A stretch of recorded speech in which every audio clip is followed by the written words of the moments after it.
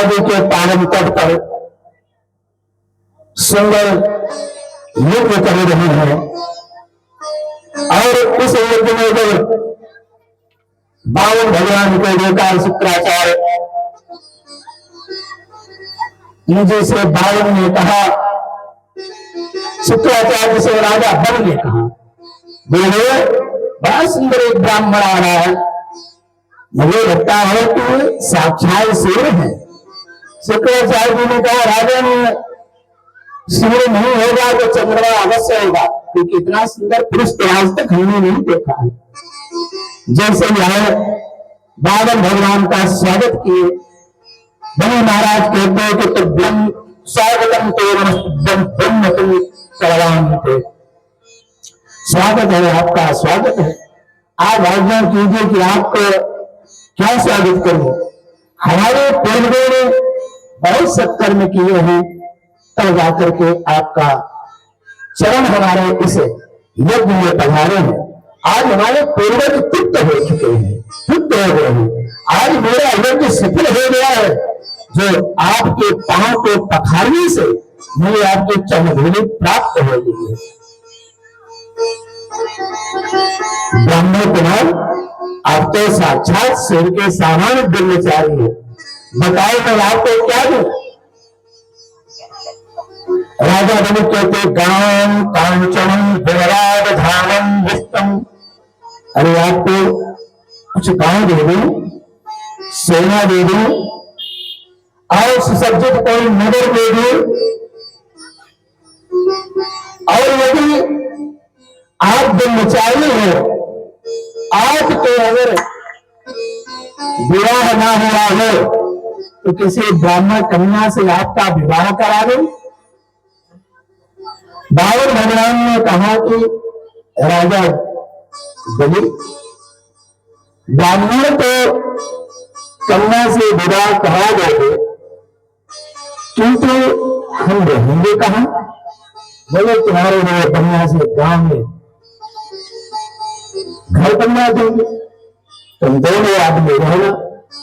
बोले खाने की व्यवस्था, बोले खाने की व्यवस्था हमें तुम्हारे लिए बढ़िया धर्मशाला खुलवा देंगे और वहां पर तुम्हें पका पकाया भोजन मिलेगा। तो बोले कि ठीक है राजन, आप गांव दे दोगे, घर बनवा दोगे, विवाह करवा दोगे, तो बच्चे भी होंगे कि नहीं। राजा बनी बोले बच्चे होंगे कि नहीं होंगे तो आप जानो, विवाह आपका होगा, हम क्या जानेंगे कि बच्चे होंगे कि नहीं होंगे। तो बोले राजा मगर बच्चे होंगे तो 2 4 6 5 तो होंगे ही। बोले कि 2 होंगे 4 होंगे तो आप पति पत्नी जाना, हम थोड़ी जानते हैं।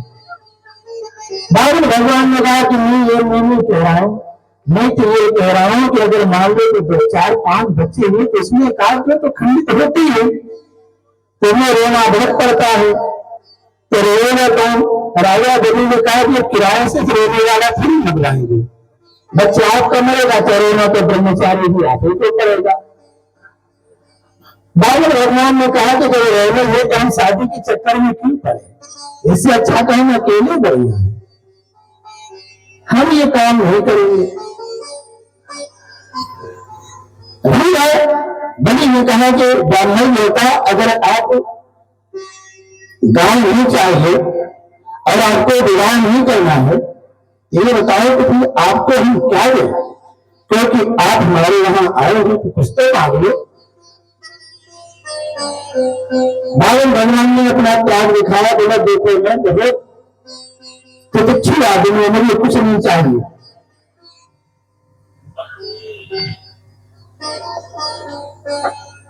चलने दो भाई, ठंड लग रहा है। तो आप मेरे यहां होंगे तो कुछ मांग लो। तो कहते हैं कि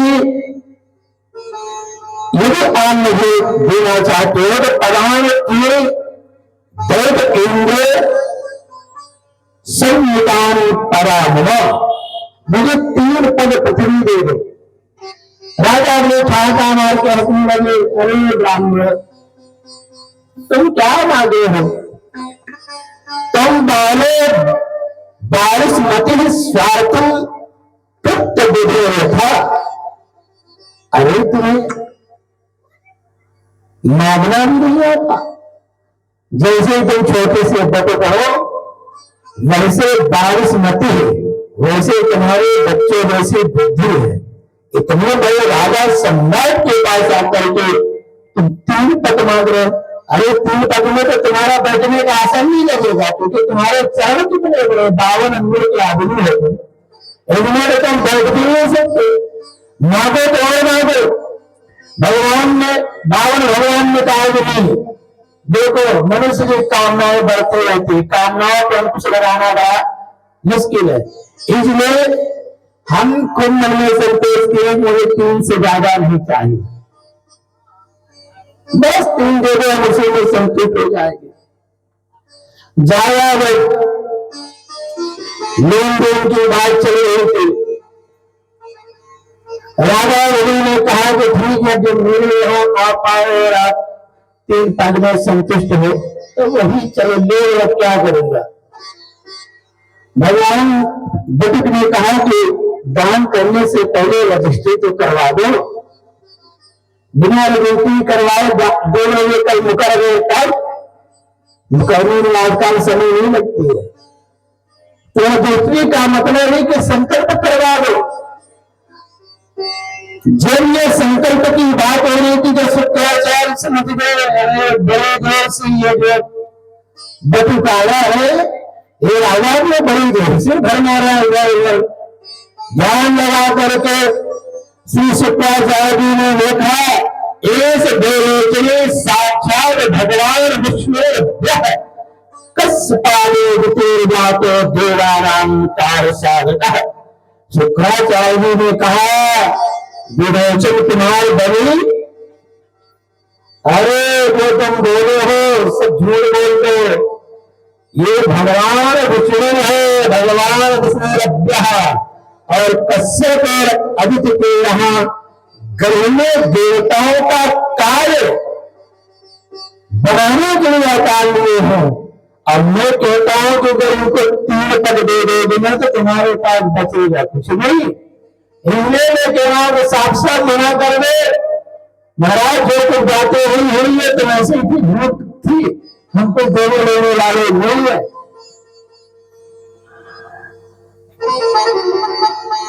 देखो शुक्राचार्य कितने सुंदर सुंदर भाव पर दे रहे हैं। कहते हैं कि देखो यदि तुमने एक 3 पद लिया तो एक पद में पृथ्वी, दूसरे पद में स्वर्ग नाप लेंगे, और तीसरा जो पद है उसमें सारा आकाश भर जाएगा। इनका तीसरा पद कहा जाएगा। तुम उसे पूरा नहीं कर सकोगे। ऐसी दिशा में मैं समझता हूं कि प्रतिज्ञा करके पूरा न कर पाने के कारण तुम्हें नरक में जाना पड़ेगा, क्योंकि तुम अपनी की हुई प्रतिज्ञा को पूरे करने में सर्वथा असमर्थ हो जाओगे।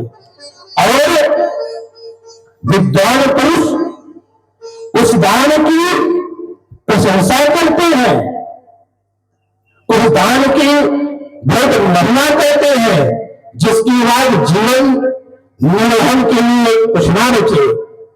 जिसका जीवन ठीक ठीक चलता है वही संसार में दान, तप, यज्ञ और परोपकार का कर्म करता है। जो मनुष्य अपना धन कमाता है, श्री शुक्राचार्य कह रहे हैं, अपने इस धन को 5 भाग में बांटना चाहिए। कभी आप लोगों ने ऐसा किया है? नहीं किया है। आम दो, बैंक में जाम दो। उस 5 कभी कोई नहीं विचार करता कि मेरे पास जो आए तो उसका क्या करूं।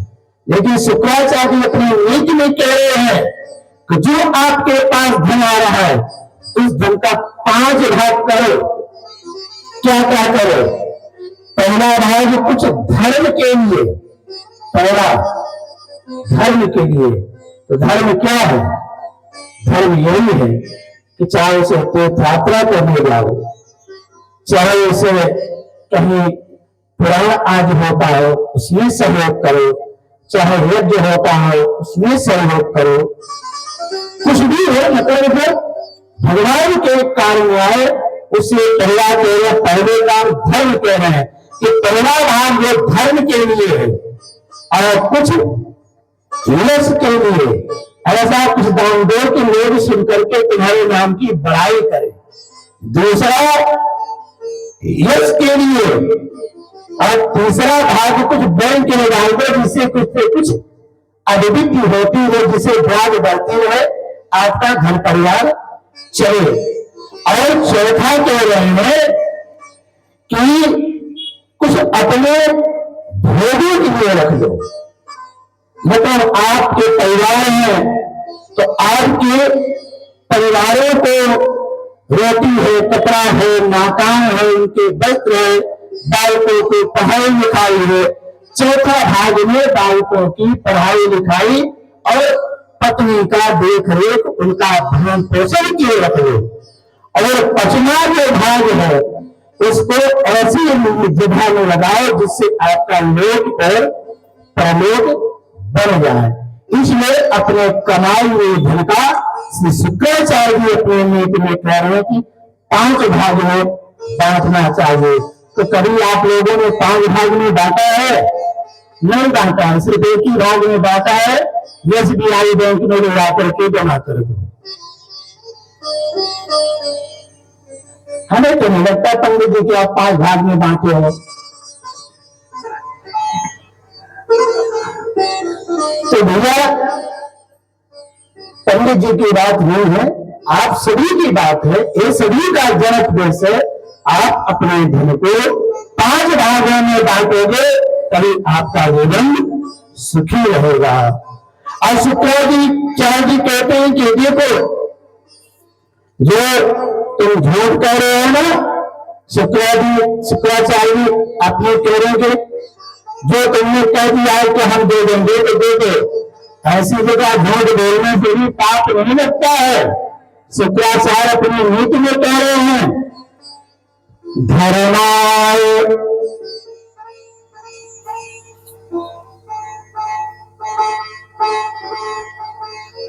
धर्म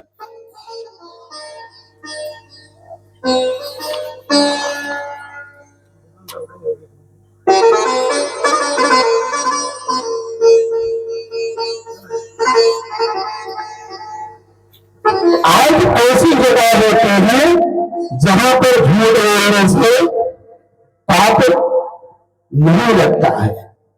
और आज बात कौन सी है? में बिहारी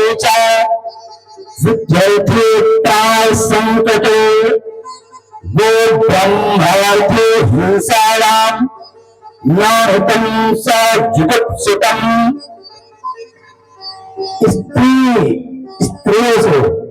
स्त्री से अगर झूठ बोलते हो तो कोई बात नहीं है,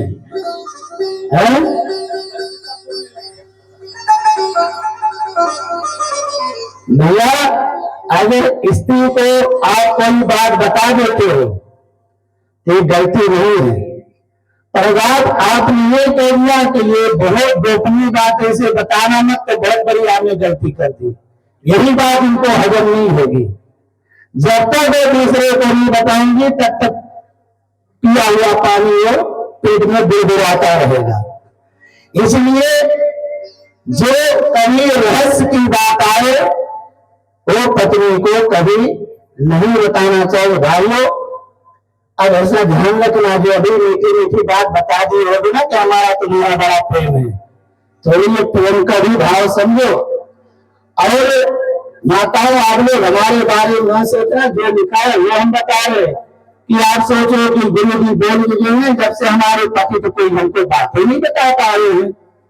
तो कह रहे कि स्त्री से हंसी मजाक में आप कह दिए कि हम तुम्हें नौलखा हार बनवाएंगे और नौलखा हार के नाम पे 10 रुपए को उसको चेन दिला के नहीं दिए, इसमें तुम्हें पाप नहीं लगेगा। नर में विवाह है, अगर किसी कन्या का विवाह है 10वीं फेल है, अरे कहते ये तो अभी डॉक्टरी बन के आई है, कोई पाप नहीं लगे कन्या के विवाह में झूठ बोलने का। और द्वितीय अर्थ है आप कोई व्यापार कर रहे हो और व्यापार में कोई झूठ बोलोगे तो चल जाएगा, पर कितना चलेगा?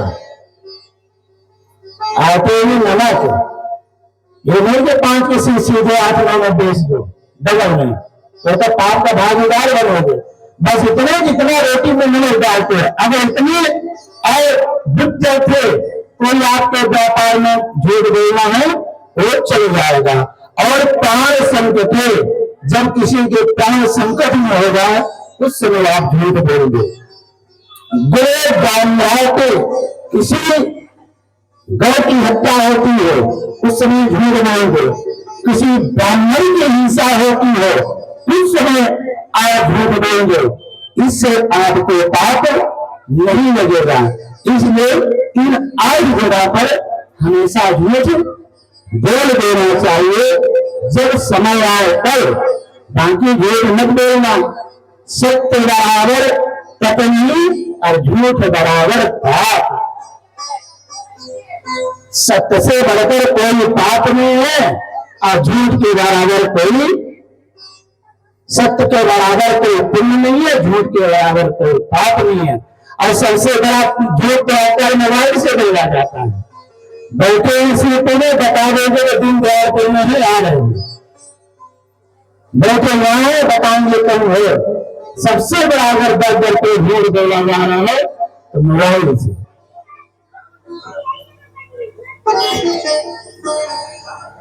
राजा बलि को इस प्रकार समझाया।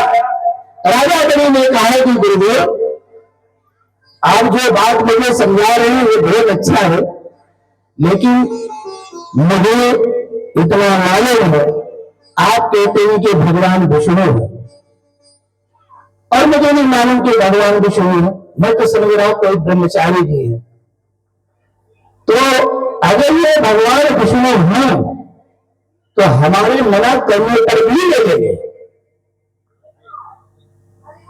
और अगर ये विष्णु नहीं है तो 3 पग पृथ्वी में क्या होगा? इसलिए मेरे हाथ में, दोनों हाथ में इसमें लड्डू है और मेरे द्वारा और मेरे भगवान पर साक्षात भगवान हमारे द्वार पर आए हैं, उनसे भिक्षा मांगने के लिए। गुरुदेव का इससे बड़ा भी मुझे कोई प्राप्त होगा।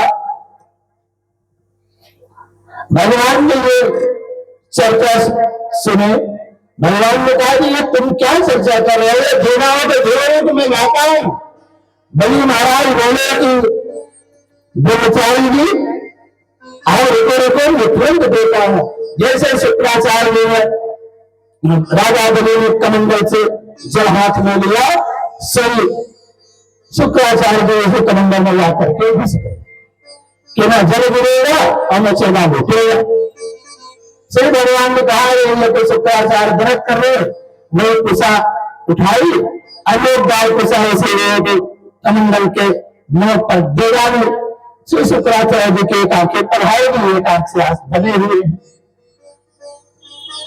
इसके बाद भगवान ने सुंदर संकल्प लिया और 3 पग पृथ्वी धारण करने का संकल्प लिया।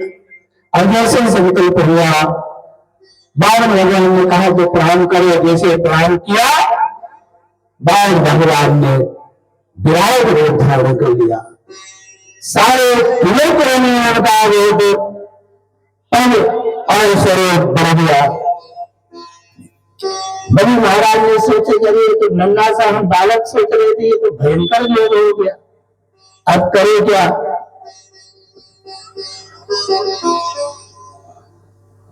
बड़े भगवान बोले कि राजे तो बड़े दानी होते थे, हमने अपने दोनों पग पर सब कुछ नाप लिया है, अब बोले तीसरा पैर कहां रखो?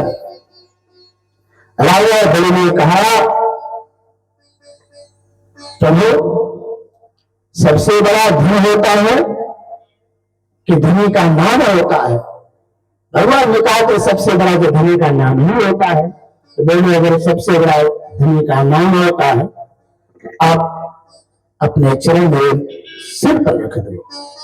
उसी समय भगवान ने अपने चरण राजा बलि के सिर पर पधारे और जो उनका 3 पद था, 3 पद लेने का संकल्प पूर्ण हुआ।